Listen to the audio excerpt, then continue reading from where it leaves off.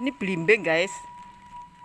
Nah, bunganya ini bisa digodok untuk obat batuk. Seperti ini. Nah, yang kecil-kecil itu.